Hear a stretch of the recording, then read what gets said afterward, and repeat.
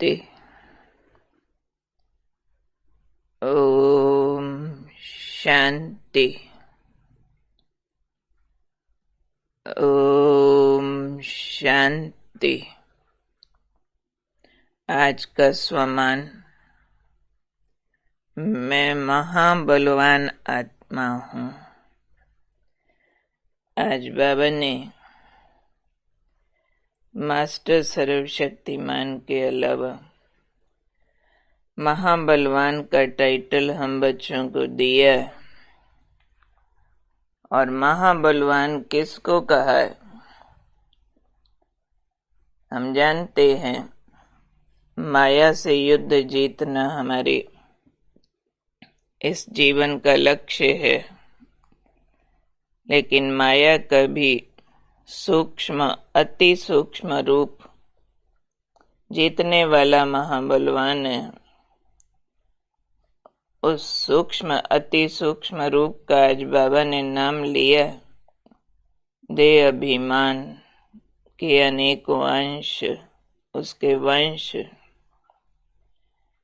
क्योंकि हम जानते हैं देह अभिमान सबसे बड़ी कमजोरी है जो सब विकारों को जन्म देती है। भक्ति में भी कहते हैं पाप मूल अभिमान है। पाप के मूल में अभिमान काम करता है। और हम ज्ञान अनुसार जान गए कि अभिमान हमारा देह का अभिमान ही सबसे नंबर 1 पे रहता है, जिसने हमको सतयुग से कलयुग में लाया है। और इसको जीतने के लिए बड़ी सूक्ष्म समझ की आवश्यकता होती है।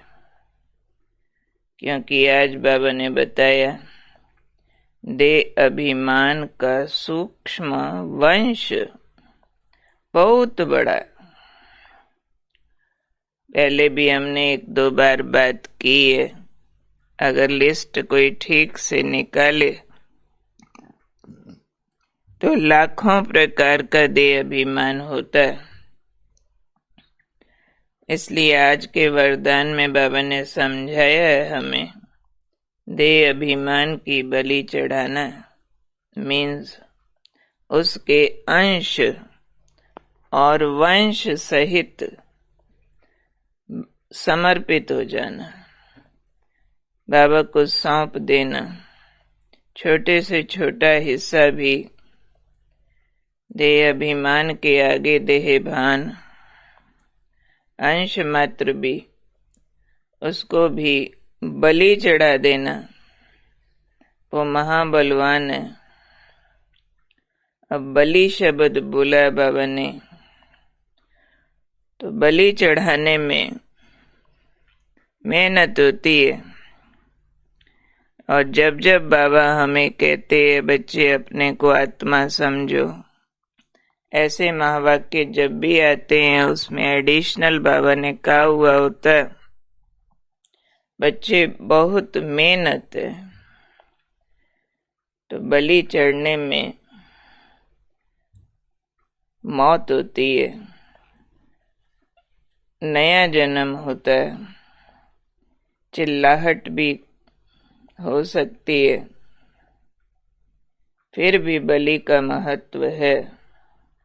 कहने का मतलब है इसके लिए कितनी भी मेहनत करनी पड़े, कितना भी घना त्याग करना पड़े, अपना आपा मारना पड़े, मिटना पड़े, झुकना पड़े, सहना पड़े, पर देह अभिमान का त्याग अनिवार्य है। इसलिए बाबा ने इसको बलि शब्द दिया कि ऐसा बलि चढ़ाने वाला ही महाबलवान है जो इसके सूक्ष्म अंश को भी अपने से त्यागने के लिए जो भी करना पड़े।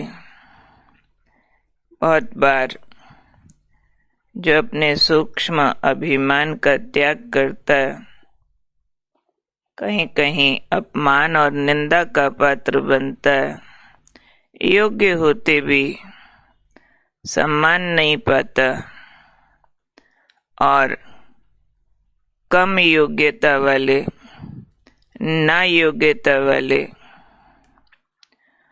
उनके आगे अपना बड़प्पन प्रदर्शित करते उन्हें छोटा सिद्ध करने लगे। ऐसे हालात आने पर भी देभान अभिमान प्रकट न हो, फर्क न पड़े, मन दर्द में न आए, सुख और आनंद की अनुभूति में रहे, तो कहेंगे दे अभिमान बलि चढ़ाया। शरीर आयु में छोटे, ज्ञान आयु में छोटे, कोई बाहरी मान शान के कारण सम्मान पा रहे हो, अभिमान की प्रस्तुति के कारण उन्हें पोजीशन मिल रही हो, फर्क न पड़े, अंदर से आत्मा भरपूर और सम्मानित अनुभव करती रहे, आनंदित रहे, तो कहेंगे बलि चढ़ाया है। इसलिए आज बाबा ने और सूक्ष्म बात समझाई है कि देह अभिमान का अगर कोई भी अंश छिपा कर रखा तो वो एक फॉल्स फीलिंग देगा, जिसको हम स्वमान और अभिमान का हेयर लाइन डिफरेंस कहते हैं। उसको समझना ही बहुत बड़ी बाजी है और वही रियल बलि है, बलिदान है। तो देह अभिमान का कोई अंश छिपाकर कोई ने ऐसा रखा और उसको ही स्वमान समझ लिया, तो उसमें क्या होगा? अल्पकाल की विजय दिखाई दे सकती है। यह अभिमान का अंश उस अनुसार अपने को प्रस्तुत किया, अंश ही है बेचारा, पूरा अभिमान नहीं है, लेकिन उसकी प्रस्तुति ऐसे हुई, उसको समझ स्वमान लिया था अभिमान, तो अल्पकाल की विजय दिखाई देगी। आपको बहुत ऊंचा योगी, बहुत अच्छा सेवाधारी, बहुत अच्छा त्यागी तपस्वी समझा जा सकता है।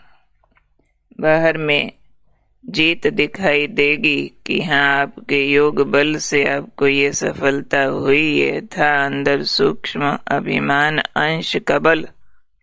अभिमान में भी तो बल है ना, विकारों में भी तो ताकत है ना, उन्होंने भी तो राज किया है ना। तो विकार बल और गुणों का बल, निर्विकार का बल, उसमें हेयर लाइन डिफरेंस है। तो ये सूक्ष्म बात आज बाबा ने कह दी है। कोई बच्चे अगर देह अभिमान के अंश को छिपा कर रखते हैं, अभिमान को स्वमान समझ लेते हैं, उसमें अल्पकाल की विजय दिखाई देती है, लेकिन बहुत काल की हार समाई हुई होती है।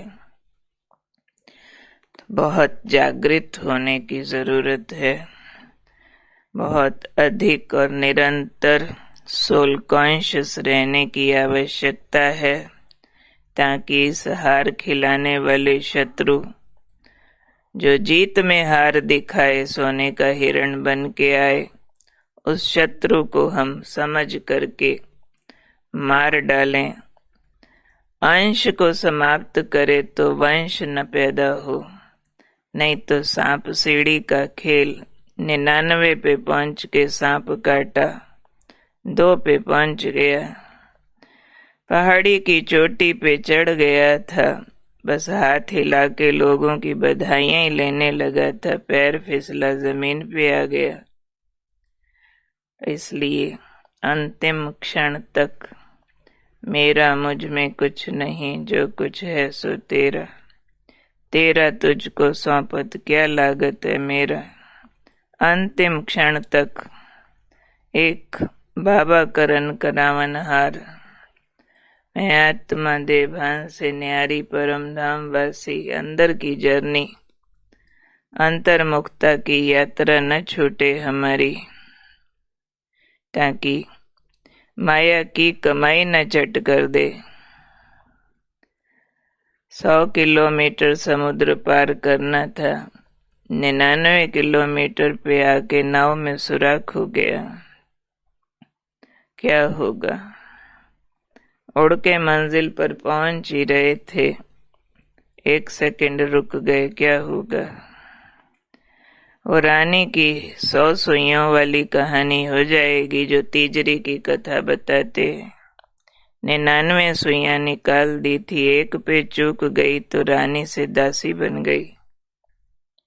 ये देह अभिमान को जीतने की यात्रा कुछ इस प्रकार की सावधानियों भरी यात्रा है।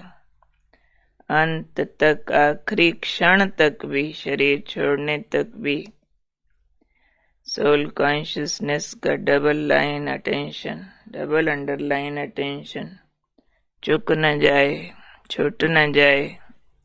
तो ऐसी मैं महाबलवान आत्मा हूँ, देह अभिमान के अंश मात्र की भी बलि चढ़ाने वाली। तो आज हम लिस्ट बनाएंगे, मेरे में देह अभिमान के नाम पर क्या क्या बाकी है और उसके अगेंस्ट सोल कॉन्शियसनेस क्या होती है। जिसको जितना आत्मस्थिति का आनंद आया है, जितना बाबा के निराकारी स्वरूप से कनेक्ट होने का अच्छा अनुभव है, उन्हीं की लिस्ट भी अच्छी बनेगी। वही इस आज्ञा को भी पालन कर पाएंगे कि आज लिस्ट बनानी है। बाकी कहेंगे टाइम नहीं मिला, बनानी तो थी, भूल गए। देही अभिमानी होगा, याद रखेगा। हाँ, याद रखे वही देही अभिमानी, ऐसा भी नहीं होता। हेयरलाइन डिफरेंस यहाँ भी आता है। ये बाबा ने जो सब्जेक्ट आज बताया है बहुत ध्यान देने योग्य है। इच्छा रखनी है कि मैं महाबलवान योद्धा सो योगी आत्मा होकर रहूं और यही मेरा स्वतंत्र फरिश्ता स्वरूप है, जिसका हम ट्रस्टी स्वरूप का अभ्यास ले रहे हैं। कल था तन से ट्रस्टी, तन का अभिमान नहीं। अभी मन से ट्रस्टी नहीं, तो आज अव्यक्त बाप दादा ने समझाया, मन पर कोई बोझ नहीं। मन के अभिमान से मुक्त होना माना मन पर कोई बोझ नहीं लेना, उसमें भी मेरा सो तेरा करना। तो आज का बाबा का अव्यक्त मुरली का महावाक्य सुनते, जिसमें प्यारे बाबा ने मन के बोझ बाबा को अर्पित करने की बड़ी नई और गुह्य विधि समझाई है। अव्यक्त महावाक्य 14-12-78 के बाबा कहते, कई बार बच्चे व्यर्थ संकल्पों का तूफान रच स्वयं कोई डगमग करते हैं। ना मालूम विनाश होगा या नहीं होगा, भगवानुवाच ठीक है व नहीं, दुनिया के आगे निश्चय से कहें व नहीं कहें, गुप्त रहें व प्रत्यक्ष होवें, जमा करें या सेवा में लगाएं, प्रवृत्ति को संभालें व सेवा में लगें, अपने निश्चय के फाउंडेशन को हिला देते हैं। जैसे तूफान कहाँ पहुंचा देता है, वैसे ये व्यर्थ संकल्पों का तूफान तीव्र पुरुषार्थ से पुरुषार्थ तरफ ले आता है। ऐसे तूफानों में मत आओ। सुना, ऐसे तूफानों में मत आओ। क्या करें? सेवा में लगें, प्रवृत्ति को संभालें, ये करें कि वो करें। तो क्या करो? बाप दादा ऐसे बच्चों से पूछते हैं कि क्या अब तक भी ट्रस्टी हो या गृहस्थी हो? जब ट्रस्टी हो तो जिम्मेवार कौन? आप व बाप। जब बाप जिम्मेवार है तो होगा व नहीं होगा, क्या होगा ये बाप की जिम्मेवारी है व आपकी है। निश्चय बुद्धि की पहली निशानी क्या है? निश्चय बुद्धि अर्थात सदा निश्चिंत। जब बाप ने आपकी सब चिंताएं अपने ऊपर ले ली, फिर आप क्यों चिंता करते? तो अब संकल्प के भी ट्रस्टी अर्थात जो बाप के संकल्प व बच्चे के संकल्प, तो बाबा के संकल्प कैच करना, उसके लिए रियल सोल कॉन्शियस होके बाबा के स्वरूप को एकदम बुद्धि ठीक कैच करे, तो रियल सोल कॉन्शियस होकर के हम इस प्रकार की उलझनों से बच जाएं। ट्रस्टी है, कार्य बाबा का है, मेरा नहीं है। तो सुना, मैं हूँ महाबलवान आत्मा, देह अभिमान के अंश की भी बलि चढ़ाने वाली, आज लिस्ट बनाने वाली, और फरिश्ता स्वरूप स्वतंत्र आत्मा, मन के भी ट्रस्टी। मन भी बाबा का है, मेरा नहीं है, गृहस्थी नहीं है, ट्रस्टी है, सब तेरा तेरा। ओके, ओम शांति।